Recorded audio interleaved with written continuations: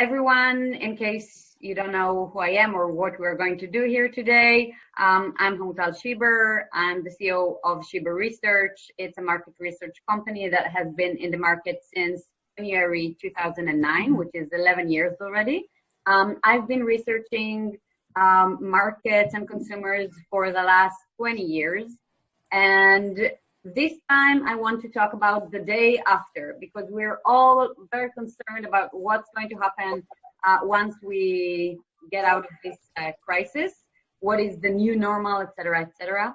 And so I'm going to share with you my thoughts. They are based on a lot of research that I read regarding what consumers are planning to do more of going forward versus what they're actually doing, and sales trends that we see, and also what marketers are doing. I'm going to also present some mega trends that I believe will either change or not change the way that consumers behave following this crisis, of course, the coronavirus, COVID-19. So I will share my screen with you and we can begin. Also, don't worry, I'm gonna share the recording, so you don't have to take notes or anything. I'm just gonna mute you guys. That's it. If you do have a question, you're welcome to unmute yourself and ask the question, not a problem. I'm going to share the screen with you now. Okay. So, again, we are talking about the day after, consumer and marketing trends before, during, and after this pandemic. Okay, we are here right now. So as per April 27, we had over 3 million cases worldwide that are confirmed of the coronavirus. And this affects everything, as we know. Some changes are due to the fact that we have social distancing and that retail locations, stores, restaurants, etc., are closed. So naturally, we can see that consumer spending in these categories has declined substantially. And we're talking about restaurants, apparel, footwear, jewelry, accessories, furnishing and appliances. All of these categories really declined. But the one thing that where we see spending increase is naturally groceries, as consumers stocking up, piling up, hoarding a lot of food and personal care items, mainly toilet paper, etc.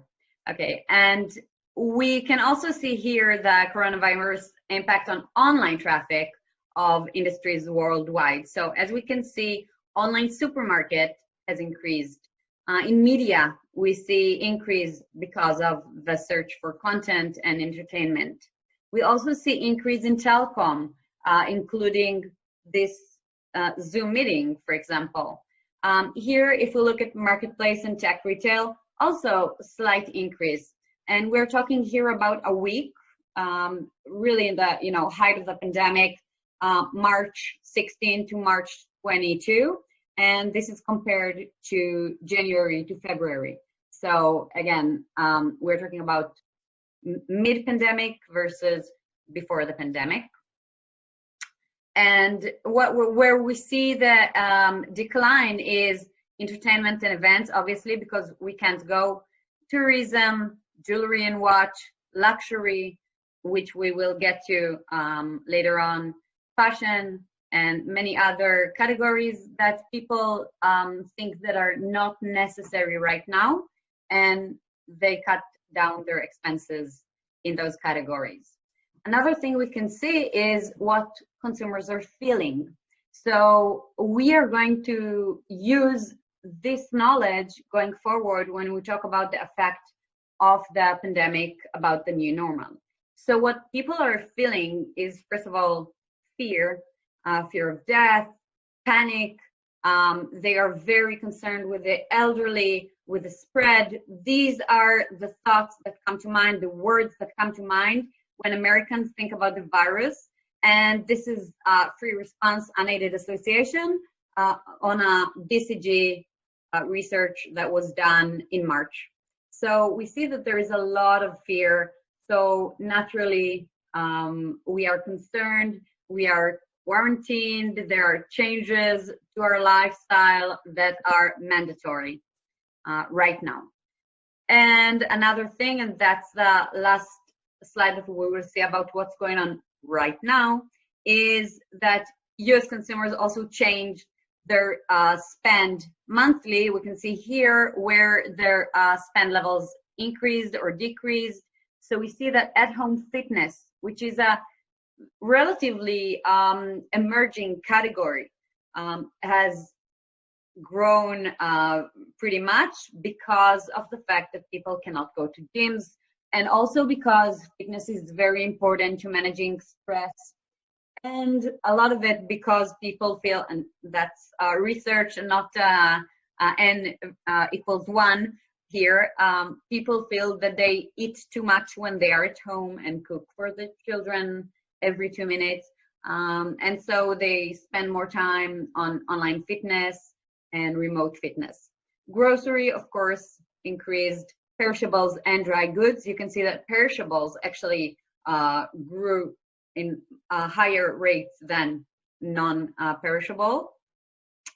And vitamins, minerals, all of these things that are related to wellness and maintaining their own health, these are categories that increase.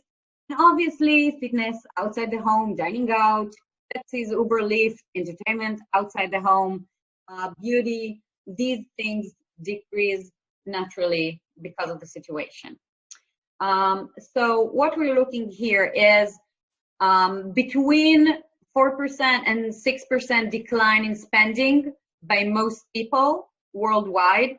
Sorry, this is in the US. And surprisingly, spending by people who think that COVID-19 is very critical in its severity, they actually buy more. So they had increased their spending. So it's not that type of the recessionary behavior where the people who think that the situation is the most severe would cut down spending. It's the other way around. And they are stocking up on essential items. 47% of Americans reported stocking up on essential items, and 78%, and this is, the why is what I'm interested in. So 78% said it makes them feel safer. So we will look into that a bit more going forward. So bottom line, 60% of online shoppers said they would shop that way more frequently going forward. So that's another thing to bear in mind. Now, we have been looking at the situation, the current situation, and the present. I want to look back. If we're looking at January, February, and the megatrends presentations that I myself prepared or presented, I was talking about these 3 megatrends, and some of them are not new. I've been talking about stress-free for the last few years. Stress is the #1 factor in consumers' lives today when it comes to health, when it comes to needs, and so stress management is one of the key trends to remember. But we do see a few newer trends in the last 1 or 2 years. So these changes, these macro changes or megatrends, are driven by the generational changes, Generation Z and Y, that have grown on different values than the generations preceding them.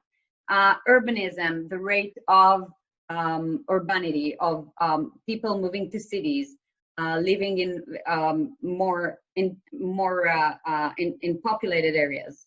Climate change, which caused, especially again, Gen Z, to understand their actions have impact on what's going on in the world.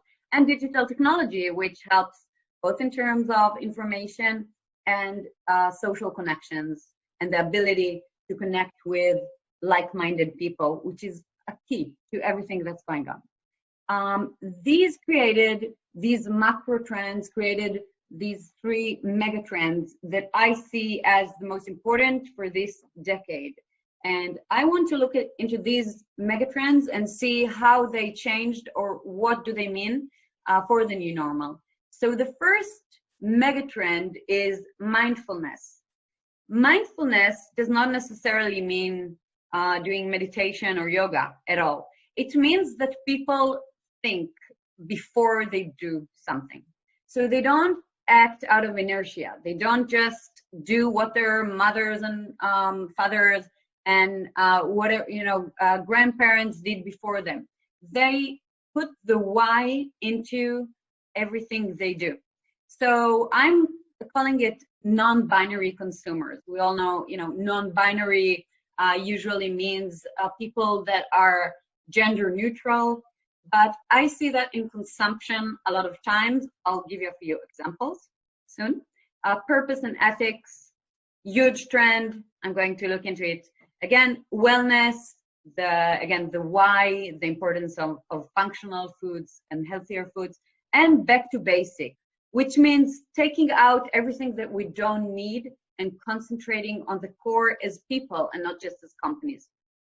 Stress-free, as I mentioned, huge trend that stems from our current lifestyle, the urbanism, the fact that we need to do a lot of things at once, millennials' perceptions of themselves as people who need to be the best parents and at the same time be great employees and of course follow their dreams, etc., etc. And we see a lot of things that happen due to that stress-free trend is the willingness to spend more on convenience, on online shopping or click and collect, anything that saves time and effort. Trusted brands. We want to know that what we're buying is from a trusted brand. Mental wellness, the great importance of mental wellness, the awareness to mental wellness has risen substantially these past few years. People today know that mental wellness is just as important as overall physical wellness. Clean and transparent. Also, again, to know what's in what I'm buying or consuming, what people are telling me, is the information true or not? All of this is part of increasing stress. And the last one is community. This is actually something quite new in my perspective. I put it here only lately, and this is one of the megatrends that is most shifted or affected by the coronavirus. I will explain it, of course, going forward. So we're talking, the things that I'm always talking about is, the peer-to-peer, consumer-to-consumer, sharing economy, resale, social media, the fact that we are looking for local brands, and the personalization of the person within the society. So these are all communal trends, but this trend is going to shift, and I will look, I'll tell you why. So again, if we're talking about mindfulness and what I was calling non-binary, one of the greatest examples for this non-binary consumer, which I think companies need to bear in mind whenever they communicate with consumers, is the fact that consumers do not want to fit themselves into a box. So we saw a lot of, I think the vegan community is really one of the greatest examples for that, because the vegan community is usually less accepting for people who do not define themselves as vegans. They are generally plant-based. They might eat fish, they might eat eggs, but they're generally plant-based. And we know that 90% of the consumers of plant-based protein actually consume meat. So we see that people are always trying to adopt several trends that they think are better for them or their society, and they don't want to fit into a box. They won't call themselves vegans or vegetarians or pescatarians or whatever. Also, we see people who are trying different lifestyles, such as keto. Paleo is already way down, but we had paleo. And they are trying these kind of lifestyles, but they're not necessarily ketoists. So again, just trying to think non-binary, and this mindset, I think, will help us going forward. Purpose and ethics. This is a huge trend. I've seen a lot of people talking about how this is going to start because of the coronavirus and the awareness to the society, etc. But purpose and ethics has been a huge trend for the past few years, and a lot of it because of Generation Z. It's a very purpose-driven consumer group, actually. They are looking for sustainability. They want to change habits. They want brands to help them be better people. The need to be better people has always been a human need. And today, people expect companies to help them do that. So on this IBM study, they found that approximately we have 19% that's not in this graph, but it's generally divided 41% of people who look for value or look for purpose. 40% of global consumers look for purpose. They will pay more for a purposeful brand, for an ethical brand, for a sustainable brand. That's a huge number. The willingness to pay more for something that is for a company that has a purpose or ethics. And this is something huge for the industry. So a few more statistics. All of those are before the pandemic. We know that almost 60% prefer a brand that makes them feel like a good person in the US. This is a millennial study in the US by Ipsos. 69% prefer ethical or responsible brands. Globally, McKinsey found that 66% are prepared to spend more on sustainable brands, and 56% prefer sustainable brands in France. So again, these are very substantial numbers. By the way, I see that some of the slides are a bit blurry, so I will fix them when I upload it, and you'll be able to see it better. What is the most important product label when it comes to buying cosmetic goods? We see that in cosmetic goods, it's even a bigger trend. And why is it so? Because people don't think that vegan or sustainable beauty or cosmetic brands make them give something up. So if in food we care a lot about what we are putting into our mouth in terms of indulgence, beauty and cosmetic consumers don't think that they need to give up something. So we see that the numbers are generally higher, cruelty-free, vegan. These are very important factors for most of the consumers. And again, this is because they don't feel like they need to sacrifice something. So again, once we don't have to sacrifice indulgence, purpose kicks in even more. Another trend of mindfulness that began before the pandemic and has really trended due to the pandemic, and I will get to it in a bit, is back to basics. So we had this no makeup trend.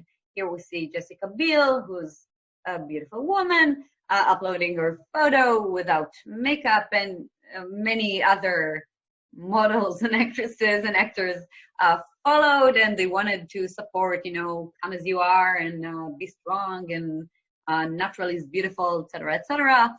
And the makeup free is again part of mindfulness, being clean, being natural. We see here Panera Bread with a promise of clean ingredients.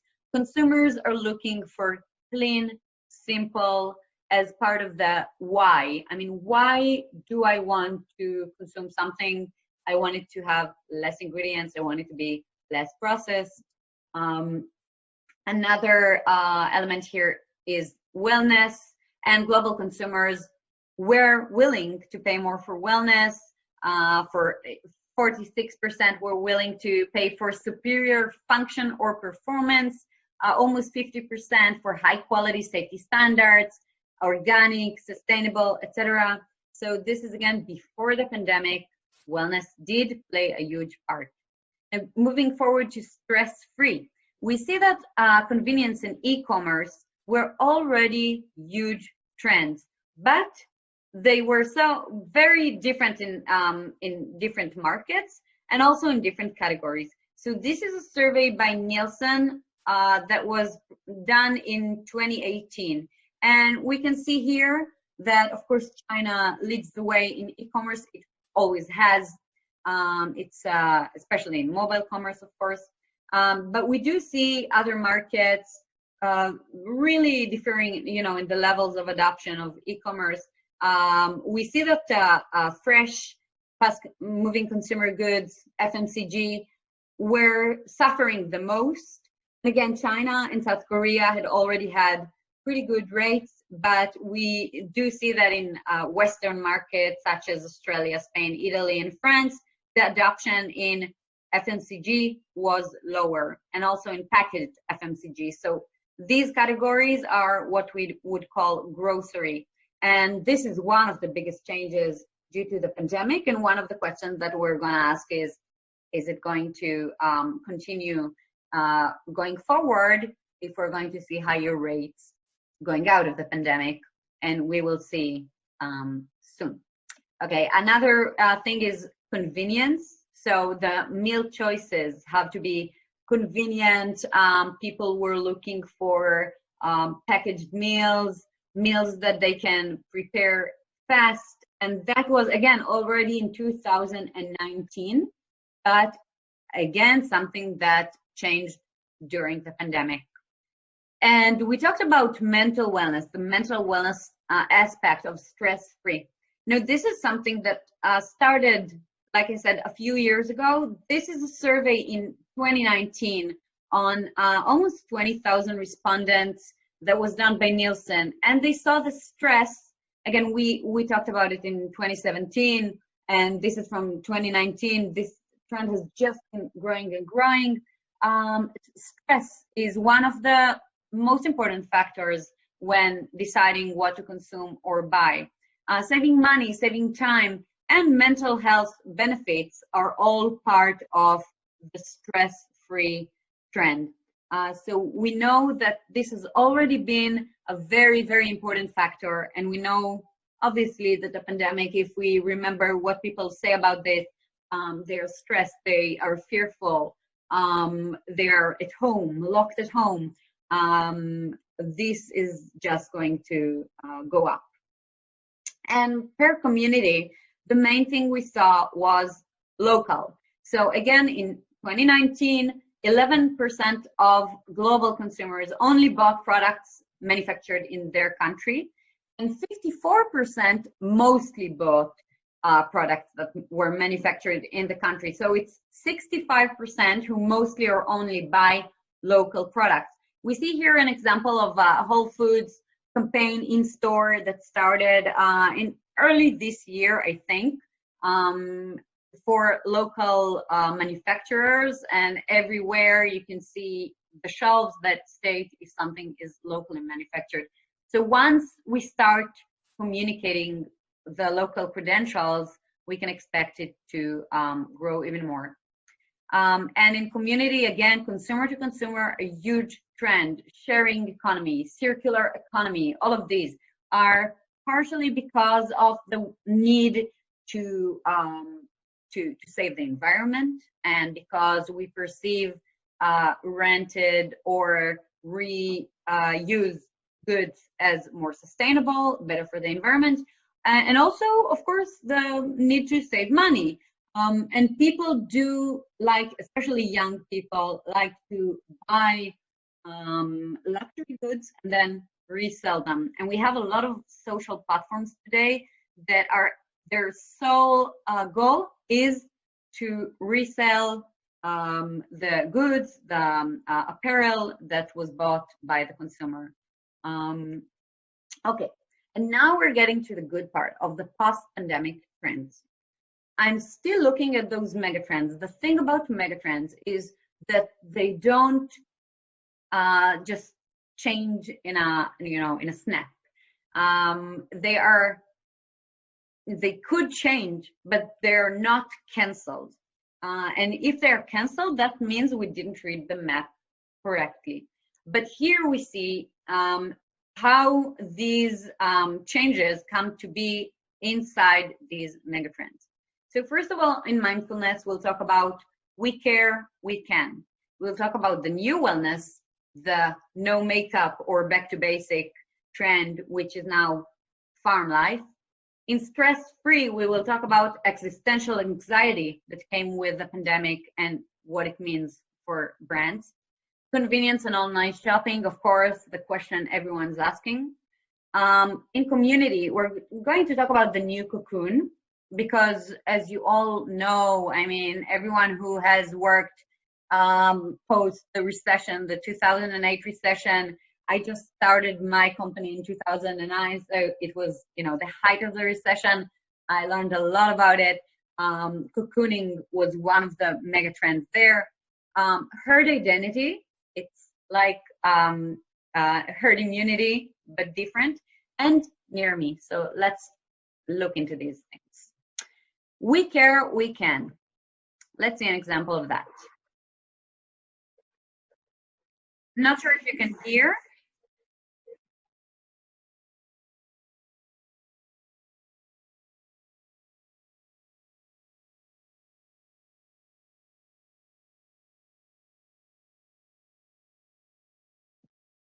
Okay, this is an example for the stay home movement. We see here in Instagram, almost 22 million posts that are that include the hashtag stay home.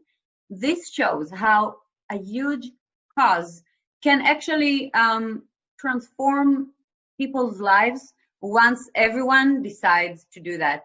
And in many things, when we talk about, for example, plant-based, which is a trend that we all know, even if we don't want to know, that is better for the environment, that we need to reduce the consumption of meat and dairy, that we can do a lot by, traveling less and many other things that we can do for the environment. When we ask people, why don't you do that?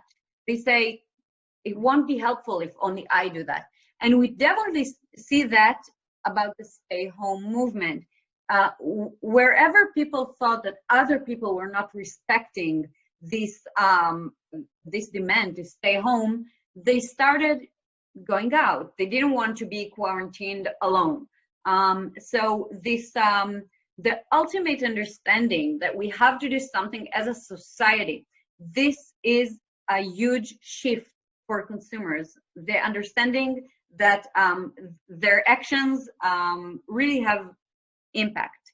And we see here again that the stay home movement and everything that came with it really changed a lot in what we think of in terms of the general good, better for the environment. A lot of talk about climate change now, because we're already doing it because we have to, so we can all be very glad that the environment is benefiting. And suddenly we have new values as a company, as a society, that come into place that were before overlooked. Here we see that in TikTok, for example, you probably know, especially if you have kids in the house or friends who think they are kids, many people are now active on TikTok. It's actually, the downloads have been growing exponentially, and parents start doing TikToks with their kids as a way to communicate. TikTok has grown before that. If you saw my influencer report and webinar, we talked a lot about TikTok because it has been on the rise. But right now what we see on TikTok is also this movement of stay at home, and also brands that are jumping into this bandwagon and are starting to promote some cause marketing. So we see, for example, Kraft did for Kraft Heinz for the Oreo, Mondelez did for the Oreo brand. They did this stay home, stay playful campaign, and they actually said that they will contribute donate money if people participate in those challenges. And this is, one of the we care, we can mindset examples, because consumers now know that we can do things together, and they are going to increasingly find places where they can share causes and do things together. Okay, the new wellness. We already saw that wellness was very important to consumers. Now, in surveys regarding the pandemic, a lot of people say that they're looking to eat more vegetables, fruit, fresh food going forward. And we saw a surge in freezer sales. There, it's like toilet paper. Many stores declared that they don't have freezers anymore, and that the supply, is back ordered, and people have to wait. So once people bought freezers for their houses, maybe, and of course, they also purchased memberships to club and discount channels, they might, going forward, buy more frozen items. They don't have the barrier of lack of space in the freezer, or the fact that they don't have a club membership, because now they have these things. And from a convenience shopping that started even in the US, it's something very European to buy less and buy fresh and smaller refrigerators. Now we can see a shift towards bigger purchases that will probably be with us going forward. But still, we're talking about wellness, and people say, again, according to this Bernstein survey from April in the US, they say they look to reduce the consumption of processed food with high carb, salt, fat, and sugar. Okay. 30% of respondents say they have started to eat more healthily and intend to continue, driven by the following goals: general well-being being the top goal, closely followed by weight loss. Again, we all say that COVID-19 is the new freshman 15. Everyone has been complaining, and also it's backed by research that people gained weight during the quarantine. And 29% manage existing health conditions. So it can be heart health, diabetes, gut health, digestion, etc., etc. So we do see that people, more than before, want to increase their well-being through food and beverage. And we see here as well in this BCG survey again that was done in March, that I mentioned before. It's a global, again, this is a US survey. The categories that are likely to win in consumer spending include fresh and organic foods, and also vitamins, minerals, herbs, or supplements. So wellness is going to be very positive and also preventative. We see here preventive healthcare, diagnostic and testing, etc., also going to rise. People are going to be proactive with their health and not just responsive or passive. For example, a Nielsen survey, Nielsen had this great piece, by the way, about the different stages of consumers, and they explained what's going on in different markets today by the stage they're at. If they're in mid-pandemic, like in the US, starting to get out of it, or even after. So in mainland China, where according to Nielsen, the worst is behind the consumers, respondents say that they either purchased or plan to purchase air purifiers, 90%, water purifiers, 93%, and smart fitness bracelets, 77%. So this shows that wellness is going to take a huge part in our lives post-pandemic. And this is not just China. Again, we saw in the US what respondents were saying, and we know that we need to search for these categories and see how we as brands can communicate health and wellness and help our consumers. The no makeup trend. One of the, I think, mind-blowing things that happened in this pandemic is the no makeup or behind the scenes or our homes. There is in many markets, and I think the US is very much quintessential. There is a divide between the personal and the professional. And suddenly this pandemic allowed us to see behind the scenes, to see, no makeup, to see people are in their homes, their child and pet infested homes, in my case at least. And this is a Peloton, One Peloton, the fitness technology, bike, treadmill, app company that did amazing things during the pandemic, really tapped into the need for at-home fitness. And one of the things that they did was to ask their instructors, instead of going to the studio, which now they can't, to record the sessions, to do sessions at home. And this promoted discussions of how their homes, what their homes look like, and their how they take care of the plants, etc. So it's kind of funny. Also, let's see this SNL beat for a second. Pete Davidson singing "Stuck in the House." We can see Pete Davidson in his house with his mom, and how his kitchen looks like, what appliances he has.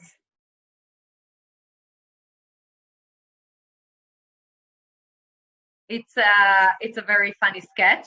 And again, we can see SNL and many other entertainment and news outlets have all, and shows have all started broadcasting from the house. And one of the things here is that production value that used to be so important for every producer, any type of production, is now not as important. And once we take that away, the makeup, the hair, because none of us can go to a hair salon or a professional makeup artist. So the makeup, the hair, the lighting, all of this is redundant, actually. And what it helps us understand is how important content, especially authentic content, especially funny content, or anything that can reduce stress. We saw, in fitness, we see in humor, also news, because information reduces stress to some extent. We can talk about it afterwards if you want. But anything that reduces stress is welcome. We don't need to worry as much about production value. And I think this is something that will also be accelerator for the whole social media creator trend called influencers in the past, because these creators don't necessarily have the means to have a huge production, but they still can carry out a message very authentically.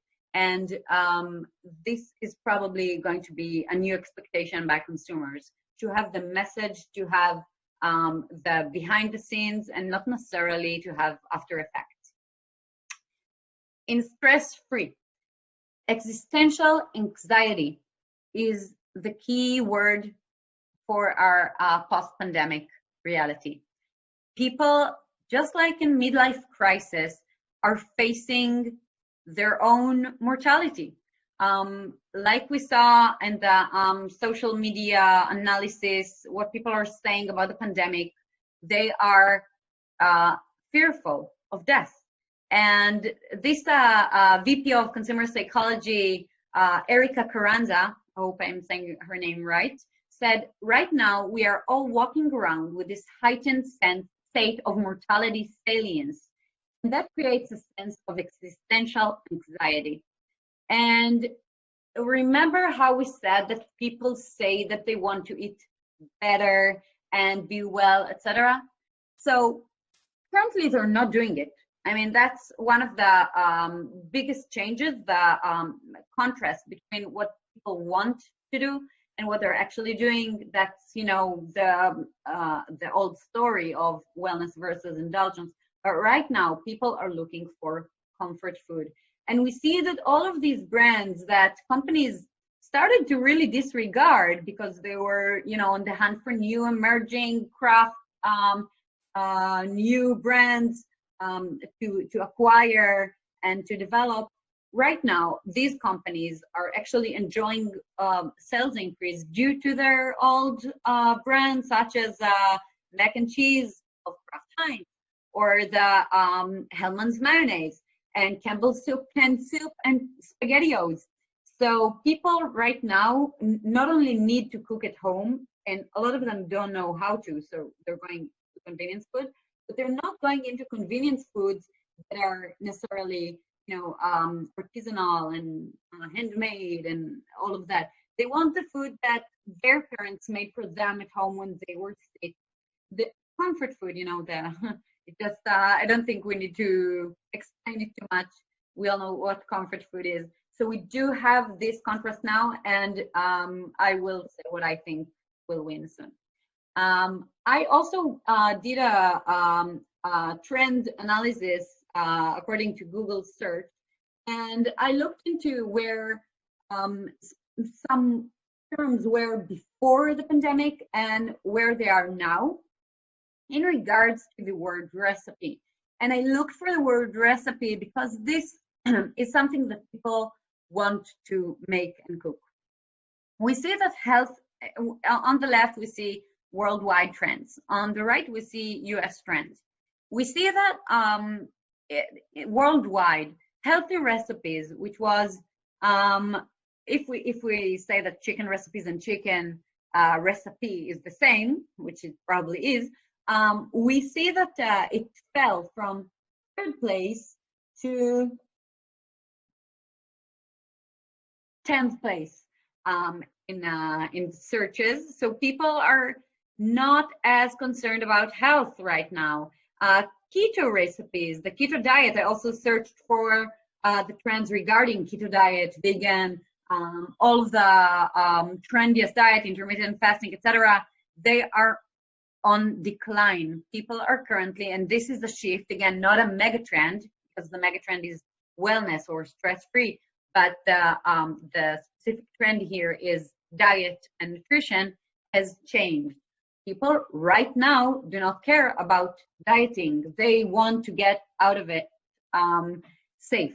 And there is kind of a carpe diem mentality, which really contradicts the fact that people are aware of weight management as part of immunity. So I think that brands have to help them balance between this need and this want, the need to be healthy and wanting to just comfort themselves and make something that the kids would like because they don't like anything.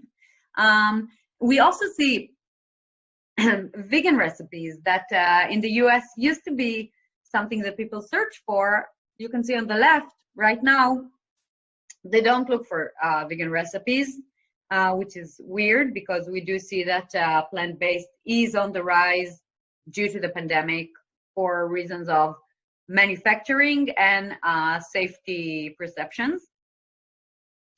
Okay, so in the end, what people want is convenience. Oh, one more thing I wanted to mention here is bread, obviously. Bread recipes is something new as a search term. Excuse me. And it stems from the fact that people do not have bread. And they want to be able to make bread because, again, they need control. They need to have their own food at home. And they're looking for convenience. So 31% of US households used grocery delivery or pickup in March. This is 39 million households.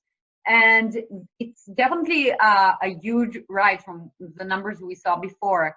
And right now, the share of online grocery is up exponentially if we look, compared to before the pandemic. And this is part of the search for convenience on one hand, but also part of the fact that people are trying to reduce their shopping trips to stores because it's dangerous. So other things that we see, other trends that have emerged due to the existential anxiety and the need for control. So first of all, is fitness. In Germany, Google search trends reported a surge in workout at home. And in UK, sleep meditation. In appliances, we see pizza oven. If you can see the graph on the right here, it's searches for pizza oven in the UK between March 6th and April 1st on the rise because people want to be able to make their own food. Stand mixer in France, because if we don't have patisserie, what are we? Animals. DIY, again, part of the control. DIY is, do it yourself, is user-led. I mean, people are looking for do-it-yourself bread or do-it-yourself home workout or whatever. However, there is also a surge in a hashtag with me, and this is creator-led. So creators, influencers, content creators, they understand that people are right now trying to connect with other people, and they're trying to do things by themselves. And so this hashtag with me, cook with me, make pasta with me, make pasta with my 90-year-old Italian mom. All of these things are creator-led, not necessarily user-led, but this hashtag with me is going to take us from stress-free and the need for control into the megatrend of community, because we are doing things together right now in an international way like we never did before. And this is something I think pretty awesome or interesting, at least research-wise, that is a huge shift. So with me, the rise in with me is probably going to continue. Also, we saw that in the US, again, not surprisingly, and it has a lot to do with what we just saw for bread recipes, the top sales gainer for the week ended March 22 was yeast, dry and refrigerated. So this, the yeast sales were up 601%. Will people continue making their own bread at home? I wouldn't think so, because of the mega trends of convenience and time scarcity, etc. I think this is one of the things that is currently a necessity, and it has no relation to other megatrends that are going on in the market.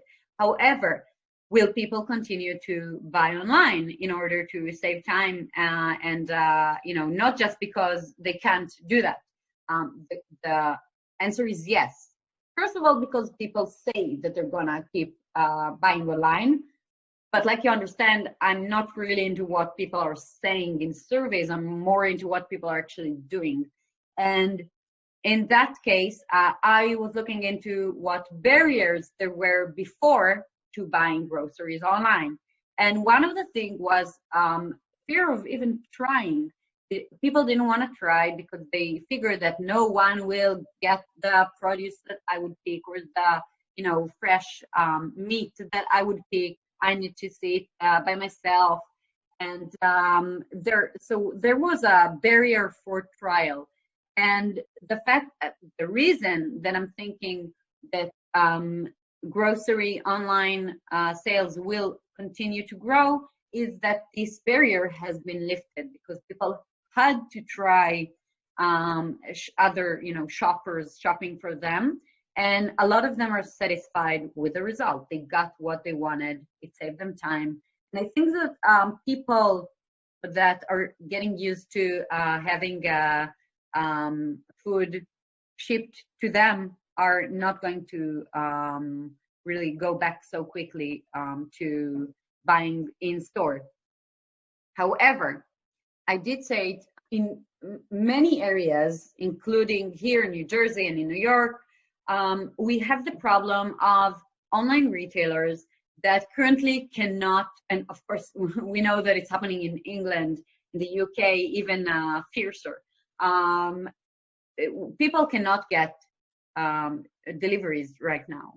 And because they can't get deliveries, they are, they have a bad experience with online shopping. So not necessarily in an ideal world for online retailers. Any experience would have been a good experience, and we would see a huge increase in online grocery going forward. But because a lot of deliveries are not fulfilled on time or not fulfilled at all, or many items are missing, this can actually cause people who haven't tried, newcomers to the category, be disappointed with the category and not use it going forward. So I do think that there will be an increase going forward because of the trial, but I think that in another situation it would have been better, and I think that online retailers will have to keep providing the service and offering it for free, like Amazon Fresh does or Amazon's Whole Food, and not like Instacart, who charges a monthly fee, or a lot of other companies that also charge a monthly fee, because they would need to attract these consumers once the supply and demand really evens out. Existential anxiety had brought up an interesting trend that I wanted to share with you. Some of you probably know about Victory Gardens. It's something that started in 1944 after World War II, and it wasn't only in the U.S. It was all over Europe as well. But the governments really initiated self-growing of fruit and vegetables. And at one point in America, according to New York Times, people produced about 40% of the nation's fresh vegetables. And right now we see that this Victory Gardens trend, the pandemic or COVID-19 Victory Gardens, is an emerging trend. And it's very interesting for a few reasons. First of all, because of the stress-free element, people want to connect with nature. And we see here the Califia Farms, which is a big plant-based milk manufacturer, is communicating Plant the Future Together. It's about stress-free, connecting to nature. Again, the times of uncertainty, you can plant. This is something very certain that you can enjoy. And also, of course, the fact that people want control, like they want to make their own bread. They also want to grow their own vegetables and fruit and not be dependent on supply. But I also think that going forward, these types of communal initiatives is part of what I talked about in We Can and We Care, because this is something that people can do as a community. We're going back to basic again. We can do things our own way. And I think this little example, this really, anecdote, is quintessential for a huge trend that is going to be. And it regards the shift from brands to consumers. And it connects with that big shift that I was talking about, consumer to consumer, as part of the community, because we might see, the start of exchanges, again, buying not just from smaller brands, but buying from people. We already see it right now. We have independent distributors that are starting to sell to people in their community, and they haven't done that before. So this is part of a bigger trend of people taking control, growing their own things, making their own things, and selling it. So these kind of platforms of enabling consumer to consumer swaps, reselling, manufacturing are going to increase going forward at an accelerated speed due to the pandemic. Another thing is trust. So before, trust was big brands, we know the parents. What do your parents do? We know them. So we used to trust big companies. Then consumers lost trust in big companies and started trusting local companies and smaller manufacturers which had a story to tell and which were purpose-led and told them, you know, why we're here and what we believe in. And right now, trust is something a little different. It's traceable and clean. And we see that all of the communication today is about how we keep our food safe and how we keep our employees safe, and you know how we are taking all measures as to not infect our consumers. And Nielsen found that consumers will be seeking greater assurance that the products they're buying are free of risk of the highest quality sorry, when it comes to safety standards and efficacy, particularly with respect to cleaning products, antiseptics, and food items. And here I think that traceability and everything that has to do with blockchain technology that had already started before the pandemic is really going to increase, because people will want to know where this food has been, where it came from, what's the source of it. We hear about Tyson Foods explain that they have a problem with manufacturing because of you know, a breakout of coronavirus in one of their factories, and this is going to be, you know, the new recall fear, the fact that somebody could give you a disease because of bad hygiene and bad treatment. So here, I think traceability and everything that has to do with it will probably rise very soon. Now, I'm moving to community, and this is again one of my favorite trends and one of the biggest changes in regards to the coronavirus. We always talk about cocooning, like I mentioned before, after the 2008 crisis, financial crisis, and after wars, we always talk about cocooning. After the crisis, because of the way of life then, which has differed substantially from 1940s or 60s or 70s, the cocooning was staycations, look into, you know, my house and my home is my fort, I'm safer at home, and all of these things.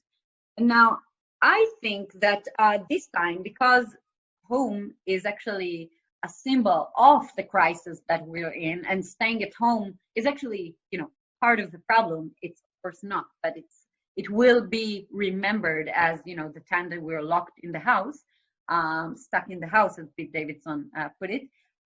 People will want to go out. They will not want to stay at home. And, you know, they already, yes, they did make their homes better, safer. They will probably look for bigger homes in the future in case this thing will happen again. But they will look for community. However, we can see, according to surveys and common sense as well, but surveys, we see that people are not intending to do a lot of international travel or going to hotels, resorts, and of course, no cruises in the near future. And what I think is will happen is people will, you know, like cats that start their increasing their surrounding and their field of you know, of travel, and they will start with the local community. There's a new sense of connection to the community, and you know, we are all responsible for the well-being of each other, but we cannot take the entire world on our shoulders. So each one of us has a specific community that he or she or they feel responsible for. And this is how it's going to be going forward. People will look for things in their local community, local restaurants. It's a great opportunity for municipalities, for states, to really encourage local production and local events, but not big events, boutique events, small groups, etc., looking for familiar faces, familiar places, rather than going on adventures. Again, if we talk about, you know, after the recession, and, you know, generally as well, millennials said that they want to, millennials were then the, you know, 20 and 30-year-olds that really suffered from the crisis, the beginning of their careers, etc. They said they would be willing to pay for adventure and experience more than for products. And right now we prefer products because products can keep us, safe and in control, whereas experiences are luxury. I do think that we're going to go back to experiences because people are now really looking forward to spend more time with family and friends. But again, these would have to be very controlled adventures and boutique adventures rather than huge events. By the way, I just wanted to say that everyone loves talking about the lipstick effect, which is another buzzword for post-recession, and it is about how people are going to look for affordable indulgence. So they might not buy a new car, but they will buy the best lipstick. I just think that it's funny because we'll probably be wearing face masks going forward when we go to public places. And so maybe lipstick specifically will not be in demand as much. Okay, so again, the new cocoon, we are almost done. You guys need to go. I'll send you the recording afterwards. So the new cocoon, after the pandemic is considered over, 38% of consumers say that they will support local businesses more in the future. 32% say they plan on making more home-cooked meals, and 35% say they will spend more time with family. The people now understood that they can spend more time with their family. And so again, it's the cocooning. It's being at home, being with the community. They are not going to go out to restaurants as much, not attend large gatherings. They say they will not attend or host parties. So we see that these are very big changes, again, in behavior. And another example here is what consumers are saying that they will be doing more of after. So expectations for post-COVID-19 behavioral intent relative to pre-COVID-19. And this is in the US. It's a McKinsey survey. No, it's yes, it's US. So here we see again that people plan to increase going to movies, concert, and other events, but more people plan to reduce that compared to pre-COVID-19. Going to the mall also might be a thing of the past, and international travel will decrease a lot. What they will increase is their online shopping. Again, we said that this is going to increase. We see here another example. At the same time, they will shop more in physical stores, and they will increase their domestic travel, although a similar percentage says that they will decrease domestic travel as well. So jury is still out on that. I do think that people will travel domestically, not necessarily by airplane, probably by car. So I'm talking about the US, of course. So okay, and another thing in community is local and handmade. So we did see the trust thing, the familiar thing, but at the same time, we have the co-responsibility, the shared responsibility, and we see platforms, we see brands that are joining forces together for a cause, for a purpose, or around a specific theme. So we see here the bolder brands such as Purely Elizabeth, Justin's, and Baba's, and many other better for you, better for all, better for the environment, etc. Brands that are joining forces, and they had these beautiful made Miyoko's, which is a plant-based cheese brand. Amazing one, by the way. They also always promote vegan wine brands, and they test them and they promote them. So again, this is a sense of how brands take the responsibility for promoting other local brands and uniting with them, to try and take advantage of the situation where people are looking for direct-to-consumer purchases because they can't get a delivery from any online store. And so they are taking the opportunity to promote other local brands and push them forward. And this is, again, part of the smaller brands, consumer to consumer, which we will see more of going forward. Herd identity. We know that group behavior is contagious. You know that if your spouse is eating unhealthily, you will too. And the other way around, a spouse that loses weight will likely cause the other person to lose weight. But we also see this in bigger groups. Your friends affect what you think and what you do, obviously.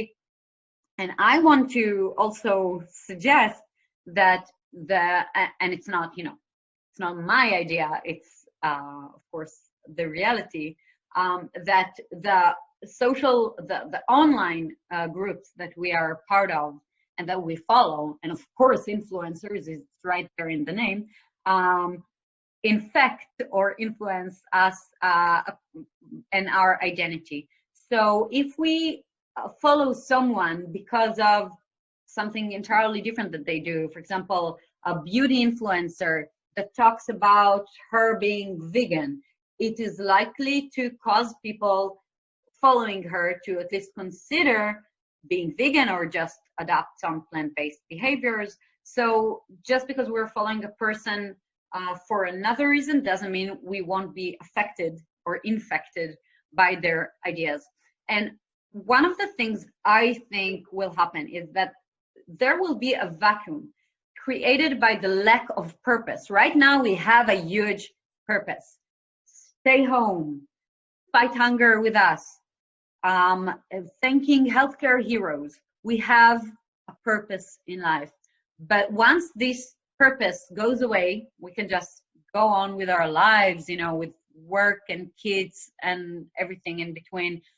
We will find lack of purpose kind of depressing. It's sort of a catharsis. And I do think that this will lead to activism, to purpose-led tribal activism. People will find groups that have ideas that they can relate to, and they will be more active in regards to these causes.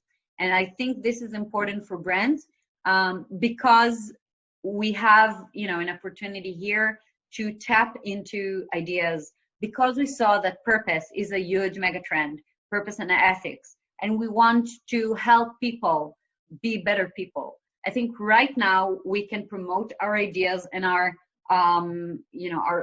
values and our purpose, and really create communities around those. And the brands that will do that first will benefit. So just finishing up, post-pandemic trends, let's see some implications. We saw in mindfulness the rise of purpose. We saw plant-based, cruelty-free, fitness and health, small, boutique, and personal. In stress-free, we saw the trends, e-commerce, clean and traceable, comfort food, control or preparedness, content and information. And in community, we saw local brands, shared responsibility, boutique and trusted experiences, and peer-to-peer or consumer-to-consumer. So the three last slides are talking about, what we see in the trends that accelerate, what we see that is changing, and what we see that is disrupted. So first of all, acceleration. E-commerce is a huge trend, has been for the last few years, but not in grocery. So we see e-commerce going to continue rising in groceries because of the membership, the trial, and of course the search for clean and traceable will boost blockchain and transparency in regards to e-commerce and generally. Peer-to-peer and sharing, the consumer-to-consumer market will continue, and reselling should be taken into account when you want to sell something. Clean, better for all brands, purpose marketing are going to accelerate. So this is not a real change, this is acceleration. In changes, so health and wellness refocuses on mental, emotional, and the boost to the gut health trend. So again, gut health, with Schieber research, we saw this trend in 2016 as the biggest trend because of the advancement in microbiome awareness and what it does, for health and wellness and total wellness, etc. I'll be happy to share this report again with you if you want. But now gut health has risen as one of the things that are helpful for immunity. So people are starting to look into gut health more seriously. They're looking for probiotics, prebiotics. But generally, the change is going to be more search for mental and emotional, and not necessarily the functional, physical aspects of health and wellness. And again, this changes a little bit because we saw that before the pandemic, people talked about functional attributes. And right now, when we look at the comfort food and the search for, people wanting to be less anxious, I think that mental will be first, and not necessarily physical or weight loss and all of these aspects. Content boom, again, it's a new age of creators, and TikTok, like I mentioned, over the production value that was so praised before. Information, we see that influencers are a new source. Influencers can be, people who, journalists or health experts that give us information. We don't want to get this information from secondary sources. We want to follow the people source. This could be helpful, for example, for Twitter, which is built for this kind of thing. But of course, YouTubers or any other source of information will be changed, because people now, they are actually looking for the announcements and sharing information at the source. Local brands are going to continue to gain share over long-time trusted companies, but we believe that big companies will accelerate their acquisitions to create a win-win. So they will have those local, better for you brands that were rising before the pandemic, but they also will give that this aspect of trust of the big company that can actually come and trace the supply chain and tell you exactly what has been done in any step of the way. So they will add the trust element, and this is different from what has been before, because before we saw that when big companies bought these emerging brands, they usually tried not to contaminate them with their own parent brand. They try to run them independently. I think this will change. And boutique trusted experiences instead of big events, do-it-yourself resorts, people coming together and deciding to, just take a few families and create a resort, like we see, people doing these generational vacations. So these kind of things. Okay, and last thing, disruption. So here I think the biggest, like I said, the biggest change is the rise of purpose, but also shared responsibility versus this carpe diem mentality. So we have a big contrast here, and it's a little hard, to see what is going to happen. Will people seize the moment and, who cares about climate change? Let's eat and drink because we're all gonna die. Or will they look for shared purpose? And I do think that once we give people a shared centralized goal, then we will tap into this herd identity theme that I talked about, and we will be able to really balance between these two.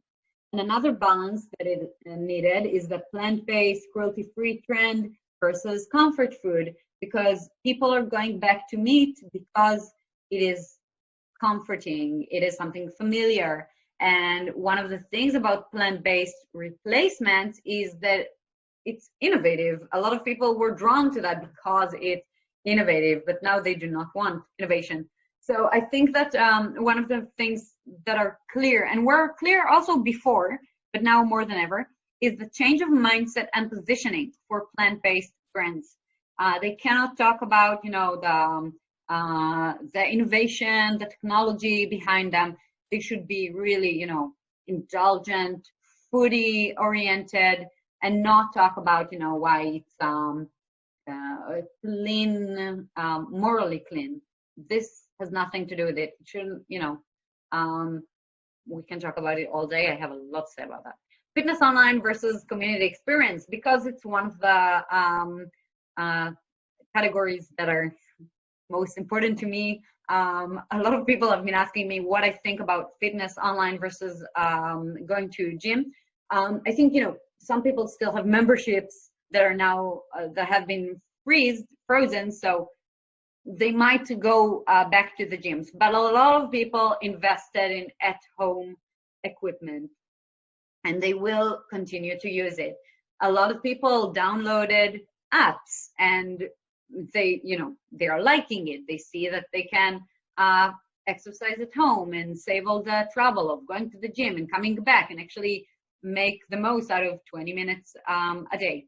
But I do think that people are going to be very thirsty for community experiences, seeing people, and we see that also in, you know, in live workouts. While we have so many apps with classes on demand, and Peloton also reported that, and that's why they reinstated the whole workout from home idea. People do want to see other people, whether it's virtually or in person. So I do think that experiences like ClassPass, which gives you the option to skip, you know, to hop between studios and just pick a specific workout for a specific day or time of day, and studios, smaller studios, again, communal studios, smaller places. I do think that these will be on the rise as something that completes the at-home experience. Preparedness, hoarding versus the mega trend of fresh convenience. I think the biggest opportunity here is for frozen food due to purchase of freezers, and also because it does promote freshness, but is also convenient. Club discounters, like I said, we will probably see more concentrated purchases, and then people will start really diversing their other shopping habits. So we'll start buying from direct-to-consumer companies. They'll do subscriptions, so they won't need an online store that has everything already. I mean, if before we talked about Amazon and other online supermarkets as the most important for the online online shopping. Right now, I believe that we can see a really big change here in the term of online shopping versus in-store shopping, where in-store shopping will not be replaced by online shopping necessarily, but online shopping will actually serve a different purpose and a different type of purchase or brand. And of course, changes to workforce and remote working. Even before the pandemic, a lot of people said that they want to work more from home. Now, a lot of companies are seeing that that can be done. So people will probably not want to go to the office for as many hours or as many days as they did before. And because now they do have the equipment and the technology at home, anyone who had to work from home during the pandemic, they will be able to do it more going forward. This changes a lot in business travel, in equipment that is needed, and of course, work from home fashion, beauty, and food. So this is transformative for a lot of different industries. Okay, so this webinar, and I hope I found it interesting. Stop sharing. If any of you has a question, please unmute yourself.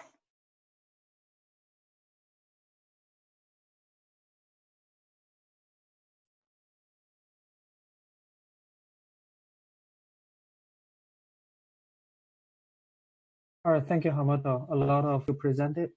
Yes, definitely. I would love to do that. I will share the deck.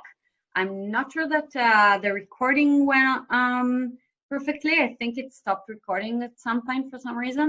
But I will share the deck itself gladly. All right, great. Thank you so much. Thank you. Thank you very much, Hamutal. Thank you. Bye. See you offline. Yeah. Stay Bye-bye. safe. All right, Bye. take care. Stay safe and be healthy. Bye, guys. It was Bye. great, Hamutal. Thank you. Thank you. Bye.